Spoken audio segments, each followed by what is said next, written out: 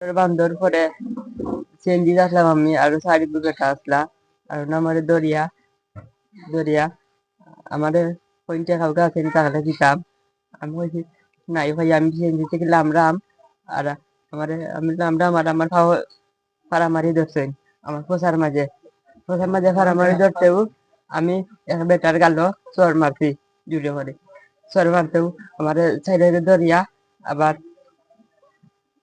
আবার কি তখন জানি না পরে জ্ঞান হয়েছে যখন দেখি একটা নোয়ার মাঝে আর পরে আমার ডাকাত নিয়ে শাহবাগ রেল লাইন নিয়ে পালাই যাচ্ছে। আসসালামু আলাইকুম।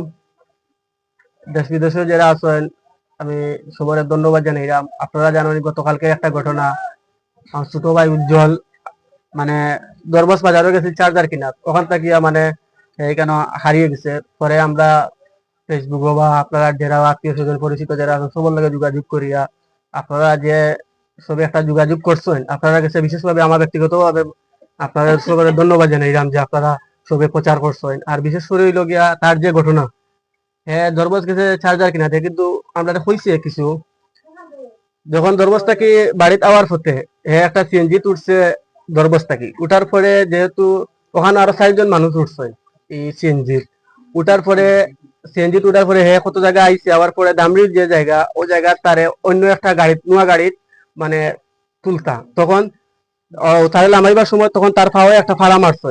ও মারার সময় হে তার একটা তাপ্পর মারছে, যাও যেরকম তার সাহসিকতা জেলা একটা তাপ্পর মারার পরে তারে যে কোনো বিনিময়ে ও ইয়ে তুলছে, ও নয়া গাড়ির মাঝে তুলছে। তোলার পরে ওখান থেকে তারে অজ্ঞান করলে সে কিচ্ছু কইতে পারে না।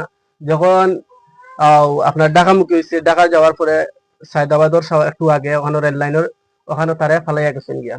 যাওয়ার পরে তার কিছু টেকা আছিল, তো অল্প টেকা আর একটা চার্জার আছিল ওখানে রেখে গেছে গিয়া। তো কত হইল গিয়া এখন বাড়িতে আছে, সুস্থ আছে মোটামুটি। আর আমি ওটাও কইমু যে আপনার দরবস্তা কি বাকসের উপর যে ভিতরে আপনারা খুব কেয়ারফুল ভাবে চলাফেরা করবা, বাচ্চা কাচ্চা দিলে একটু আপনারা দেখে শুনে দিবা আর একটু সতর্ক থাকবা। আমরা সব সতর্ক থাকার দরকার। এরকম ঘটনা আজ তার লগে হয়েছে, হয়তো আরো দিন অন্যজনের লগে হইতে পারে। আপনারা সবাই সতর্ক থাকবা। বিশেষ আমার বাইরে আমি খুঁজে পাইছি, আমার ভাইয়ে ফোন দিছিল সকালে সকালে 7টার দিকে ফোন দিছিল, 7টার দিকে ফোন দেওয়া হয়েছে যে ওলা ওলা ভাই আমি দেখা পাইছি এই আকান্ত ভাইয়ে কইছি না আলম ভাইয়ে, আর হে দেখা 7টার লগে ইয়া কল দিছে আমারে বলে ভাই আমি দেখা পাইছি আমার চিন্তা হারিয়া ইয়ে করছেন। তো দেখার থেকে আমার ভাইয়ে কল দিছে, পরে হে আইছে, আমরা একটু আগে তারা আনছি গিয়া সিলেট থাকি।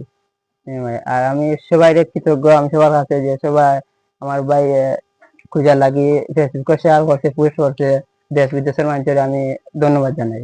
আর চাইছি বলতে বুট দিয়া তারা আমার ভাইয়ের পাও আঘাত করছে, ফসা আছিল পাও, একটু কষ্ট পাইছে, কষ্ট পাওয়ার কারণে সে চর একটা মারি দিচ্ছে তার। ওই জন্য তারা 3-4 জন আছিল, 3-4 জনের দড়িয়া চিনচিত থাকি তুলিয়া নোয়ার তুলিয়া লইয়া গেছে গিয়া আমার ভাইরে। রহমতুল্লাহ। আপনারা যারা দেখরা বা পরবর্তীতে দেখবা সেটাও জানেন যে আমরা কি তার লাগে বর্তমানে লাইভ আইছি।